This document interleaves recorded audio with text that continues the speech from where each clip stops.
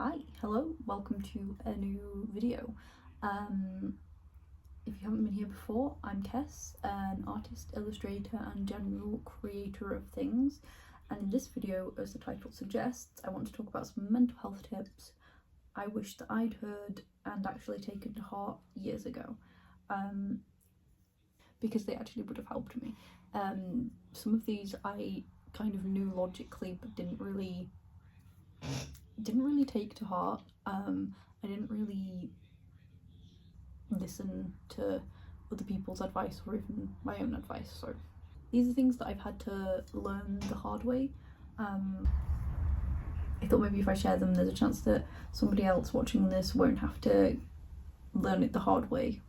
And a lot of these things I feel like are probably on the internet already, but sometimes you just need to be told in a specific way by a specific person, so I thought I'm going to share them and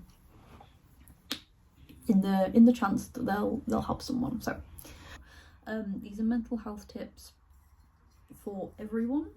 Like, I think that we can all benefit from taking care of our mental health, but maybe specifically you might need to hear this more if you're a person who suffers with mental illness or chronic illness of any kind, because I know for me, even the amount that some people do in a healthy way by taking breaks and all of these things that we're going to cover in the tips, I can't do that.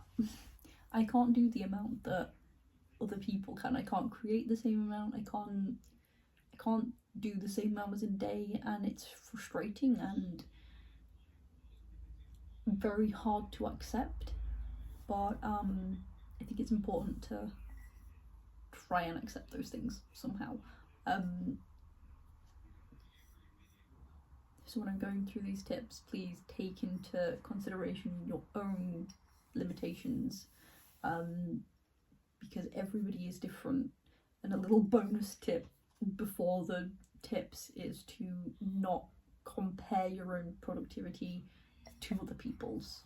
Like, I feel like that is so important, because when you, I mean, for a start, every single person on this planet, it's like, it's going to be different, you know? Like, some people have a lot more energy for certain things than others. It's like when you think about extroverts and introverts, extroverts have a lot more energy for social situations than introverts. And it's the same with creativity, it's the same with running a business, it's the same with any of these things. People have different amounts of energy for different things, and when you have chronic illness, mental illness, it just makes it more extreme, and you have to go at your own pace. Like, there is no point in trying to push yourself to the pace of somebody else, because it's a different person, you know, because they are a different person with different limitations and capabilities, and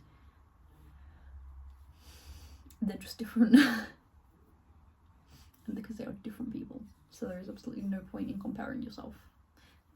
Okay, and with that out of the way, tip number 1: stress isn't good for my art, and it's not good for my mental health either. Again, this should seem very obvious, but I used to believe that pushing myself as hard as I could, being constantly critical and stressful over every mistake that I make, was a way to improve as an artist. And it really wasn't. Spoiler alert, it really wasn't.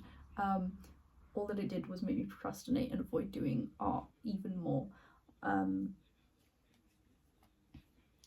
It turned something that I was supposed to love doing into not only a chore but like a punishment.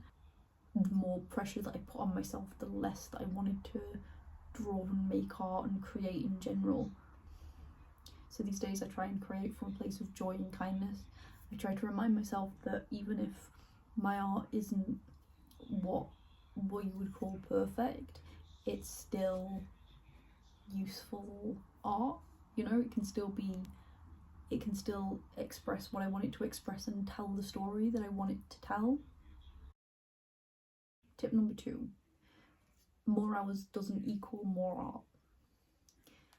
There was a time that I thought that every second that I wasn't creating and being productive was time that was wasted. I'd force myself to sit at my desk, sit at my sketchbook, sit at my tablet and try and make art, but all I would do is procrastinate or just stare blankly, and that's not productive time. It's not time that I'm actually making art. I'm just wasting that time by making myself miserable, and I'm not actually getting anything done anyway. Slowly I've learned that slowing down actually helps, and I still struggle with this, as with most of the tips that I'll share in this video. I'm still struggling with them, and it's not perfect. I'm really kind to myself, and I'm really productive now because I do all of the things incredibly right. Working in shorter, more intentional bursts makes me happier, and when I'm happier I make better art, I make more art, and I'm happier while I'm doing it, so it's a win all around. Productivity does not come just because you pressure yourself. I mean, maybe it works for some people, but for me specifically, it does not work for. Tip number 3 is not making art is okay. And this is also still really hard for me. For years, I made art even when I didn't want to, because I thought I had to, because I thought that, again, productivity was the most important thing. And at the time, I wasn't even doing art to make money. I suppose I was trying to get to that point, or I was trying to get to the point where I could deem myself a successful artist. I was supposed to be doing art for fun, to make me happy, but I wasn't having fun at all. Now I know that taking a day or a few days or even a week away from art doesn't make me less of an artist, and it doesn't mean that I'm wasting that time. Sometimes the space away from making art actually makes me want to pick up a pencil again or do something creative again. So taking breaks is pretty vital sometimes, I think, to creativity, or at least to my creativity. Tip 4. Breaks are important, especially when you're working at a screen. And again, I still struggle with this one. I'm probably going to still struggle with all of these. Especially when I'm working digitally, I get tired really quickly. And I'm quite a low energy kind of person, probably because of my mental health struggles, and physical chronic illnesses as well. I get tired easily, and as I said, when it's digital, when it's staring at a screen, my eyes get sore and heavy, and I fall asleep at my desk. I put my head down and I'm like, I'm just gonna close my eyes a minute, and I will fall asleep because I am so tired. I also struggle quite a lot with concentration and focus, again because of mental health struggles, mental illnesses. When I'm in the flow, I am reluctant to take breaks, because I feel like if I take a break I'm gonna get out of the flow. Also, it's really difficult if I'm really into something. I'm like, I need to keep going at it. I'm not very good at being like, okay, I'm just gonna take a break and then come back to it. But again, it's important. And if I'm struggling heavily, when I'm feeling really tired and lacking focus, I try to be more gentle with myself, allowing myself to take a break or just give up for the day. I let myself rest, go outside, do something else, and then go back with fresh eyes and a fresh mind. An example is yesterday I was supposed to be doing some creative thing, well, not all creative things, like social media things, bits like that, for my business. And I was so tired yesterday. I was like, it's just not happening. And honestly, all I wanted to do was crochet, because I've gotten into crochet quite a bit recently, and I'm making a cardigan for myself, which is quite a big project, considering I've crocheted 2 things. I've crocheted a hat and I've crocheted a little star, and then I was like, a cardigan. So I wanted to crochet those things. I just wanted to work on my cardigan and crochet. In the end, I let myself crochet, and I let myself telling myself that if I felt like it later in the day, I would do some more drawing, and also for my small business. I ended up crocheting the rest of the day, and that is fine. That's okay. I was tired. I needed to give in to my crochet needs. I feel guilty about it. I feel like I should have been working on my business, on my illustration. But again, breaks are necessary, and maybe I just needed that while I was really tired, because I find it really difficult to work on anything like that while I'm so tired. And finally, tip number 5 is making art isn't more important than being happy, which again ties in with the other tips, pieces of advice.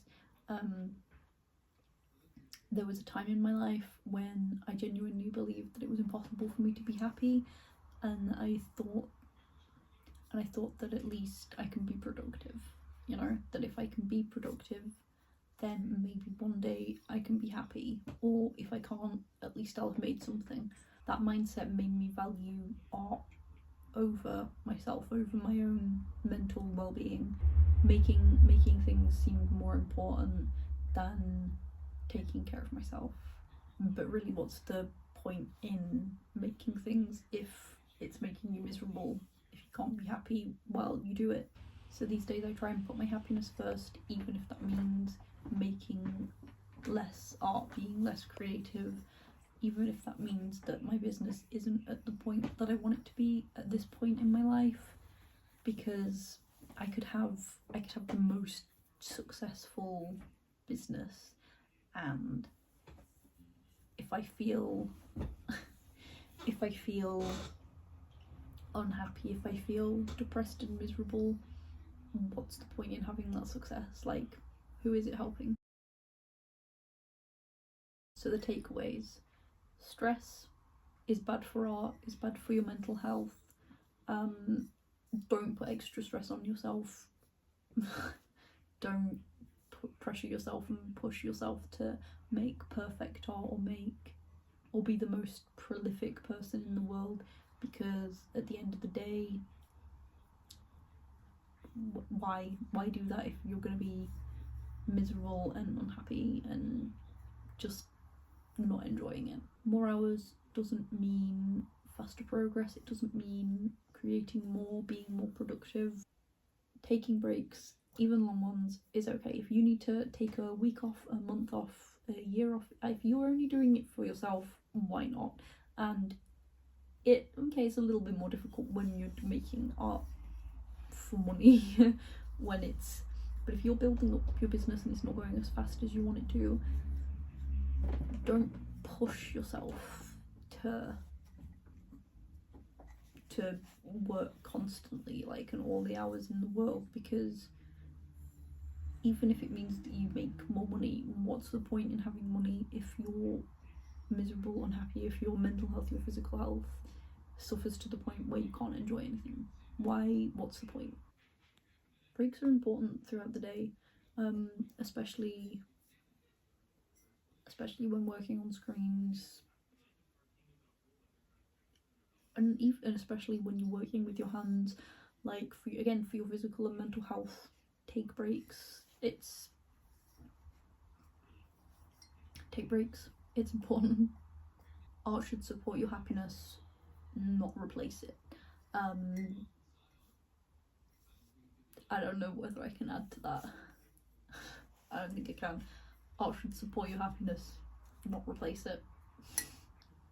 I know these are simple and probably oversaid tips, but there's a reason that everybody says similar things, because they're important things to learn, and it's not a case of just learning them once and then you'll be perfect. It's like a daily process of learning and relearning to take care of yourself, because taking care of yourself means that you're going to make better art and probably more art, and you're going to be happier, which is far more important than any amount of creating that you'll ever do.